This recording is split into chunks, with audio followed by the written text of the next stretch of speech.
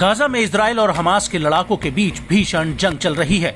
एक तरफ Israeli air force जमीन, आसमान और समुद्र से गाजा में लगातार आग बरसा रही है, तो वहीं दूसरी तरफ हमास के लड़ाके गाजा में खंडर पड़ी इमारतों में छिपकर आईडीएफ को निशाना बना रहे हैं। और अब इसी कड़ी में अल कासिम ब्रिगेड ने एक नया वीडियो जारी किया है, जिसमें उसने गाजा के आसमान में मुजाहिदीन ब्रिगेड के साथ मिलकर इजरायली एयरक्राफ्टों को मिसाइलों से तबाह करने का दावा किया है।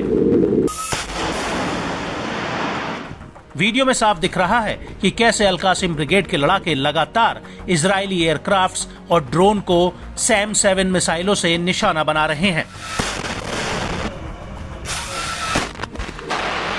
हालांकि मिसाइल दागने के बाद वो अपने टारगेट पर लगी या नहीं, इस बात की पुष्टि इस वीडियो में नहीं हुई है। इसके अलावा पश्चिमी जबालिया में अल कुद्स ब्रिगेड के लड़ाकों ने इजरायली सेना को घेरा हुआ है। यहाँ पर अल कुद्स और मुजाहिदीन ब्रिगेड के लड़ाके मशीन गन से इजरायली सैनिकों पर ताबड़तोड़ फायरिंग कर रहे हैं। वीडियो में साफ दिख रहा है कि कैसे दूर खड़े इजरायली सैन्य वाहन पर अल कुद्स के लड़ाके घात लगाकर हमला करते हैं। इन लड़ाकों के हाथों में मशीन गन होती है, जिससे दनादन फायरिंग हो रही है। इस वीडियो के अलावा खान यूनिस शहर का एक और वीडियो सामने आया है, जिसमें अल कुद्स के लड़ाके एक के बाद एक इजरायली टैंकों और सैन्य वाहनों को निशाना बना रहे हैं।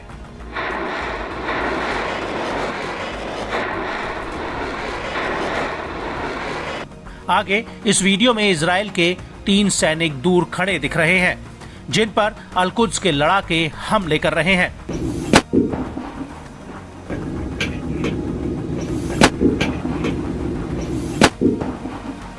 अल कुद्स का दावा है कि उसने ये हमले इजरायली सेना की सप्लाई लाइन और पोजीशंस पर किए हैं।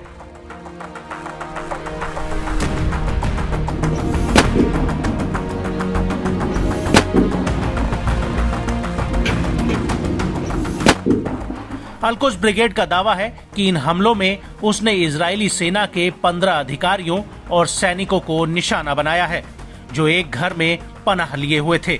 अल कुद्स का कहना है कि उसने ये हमला दक्षिणी गाजा के खान यूनिस शहर के हाउज इलाके में किया है और उसका हमला एकदम सटीक रहा।